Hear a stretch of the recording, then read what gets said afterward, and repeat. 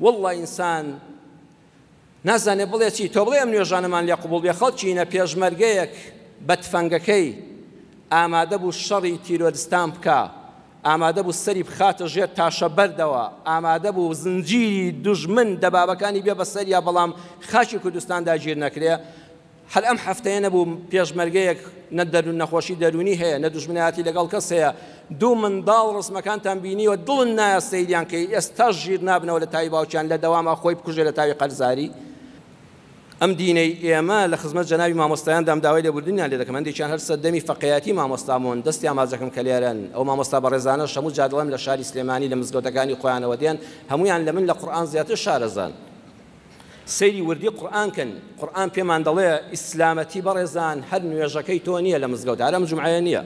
وا نەزانی هاتی دوورکان نوێژی جومعە و خوتبەت کرد، ئیتر ئیسلامەتەکەی تۆ ئەوە فول 100% وەرگرتووە، فیردەوسی ئەعلا جێگاتە. والله ئەم ساڵ عمرەیەکم کرد و چوون بۆ حەج و ئیتر تەواو پاڵم لێدایەوە. قورئانی پڕبەرەکەت و بەخشش دەفەرمێت دین بەوە تەواو نابێ، دین بەوە تەواو نابێ. أرأيت الذي يكذب بالدين الحمد لله ئەم سوورەتە و منداڵیش لەبەریانە. ئەزانی چ کەسێکە بڕوای بە ئیسلام نییە، بڕوای بە قورئان نییە، باسی ئەوە ناکە نوێژ نەکەرە، باسی ئەوە ناکە ڕۆژووی نەگرتووە، باسی ئەوە ناکە حەجی نەکردووە. ئەزانن چییە بڕوای بەم قورئانە نییە، نەعوذ بالله، بڕوای بە ئیسلام نییە. فذلك الذي يدع اليتيم، ئەو کەسەی ڕەحم لە دڵیانە، ئەوەندە بێڕەحمە بێڕەحمیەکەی گەیشتووەتە ئاستێک بەزەیی بە منداڵی بێ باوکی شانایەتەوە، نەک بەزەیی پێیدا نایەتەوە، دەسەڵاتی هەبێت زلە لە بنانگوێی منداڵی هەتیوی بە باوکیش دەدا، ئەوەندە دڵڕەقە. والله هەر کەسێ ڕەحم و بەزەیی خوا لە دڵیانە بێ، والله کە باسی فەقیر و هەژارت کرد دڵت نەکڵێ، فرمێسک بە چاوتانەیە لە ئیمانی خۆت بترسە. قەسەم بەخوا هەموو جار کە باسی فەقیر دەکرێت فرمێسکم نەڕژان بێت لە ترسانە لەرزم لێ هاتووە.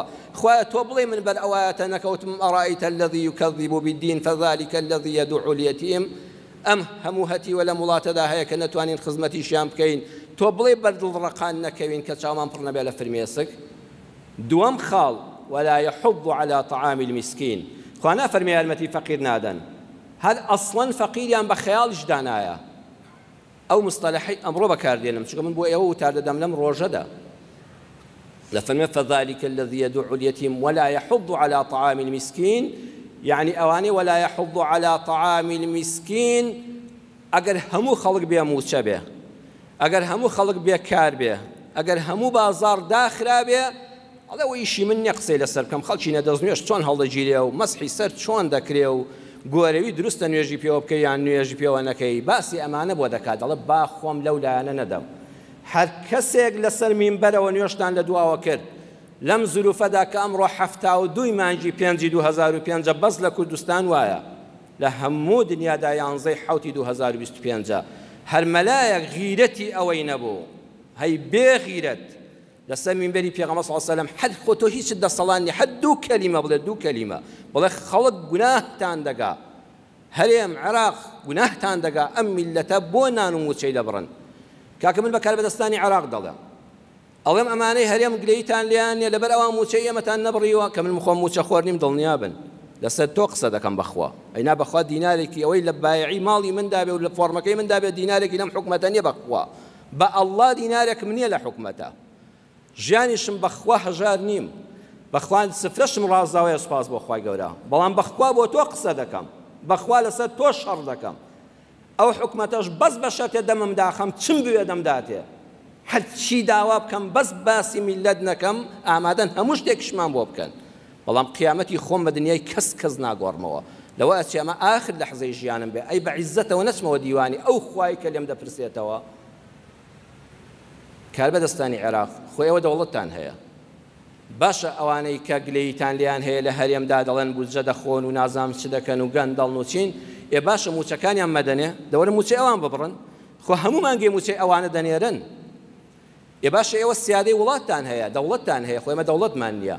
ئێ خۆ دەزانن ئەو کاربەدەستانی لەم هەرێمە دزیان کردووە لە دووبەی و لە بەریتانیا و لە ئەمریکا و لە فڵان و لە ئوسترالیا و نازام لە سویسرا بانقەکانیان لە کوێن، هەمووتان لەبەر چاوە، هەمووتان بە یەکتر شانازی ئاشنان، کاکە وەرن دەست بەسەر سەروەتی ئەواندا بگرن، بۆ تۆڵە لە میلەت دەکەیەوە. والله ئینسان نازانێ بڵێ چی تۆ بڵێ ئەم نوێژانەمان لێ قوبوڵ بێ خەڵکینە پێشمەرگەیەک بە تفەنگەکەی ئامادە بوو شەڕی تیرۆریستان بکە، ئامادە بوو سەری بخاتە ژێر تاشە بەردەوە، ئامادە بوو زنجیری دوژمن دەبابەکانی بێ بە سەریا، بەڵام خاچی کوردستاندا گیر نەکرێ. هەر ئەم هەفتەیە نەبوو پێشمەرگەیەک نە دەرون نەخۆشی دەرونی هەیە، نە دوژمنایەتی لەگەڵ کەس هەیە، دوو منداڵ ڕسمەکانتان بینیوە دڵن نایە سەیریان کەی ئێستاش ژیر نابنەوە لە تاوی باوکیان لە دەوامە خۆی بکوژێ لە تاوی قەرزاری.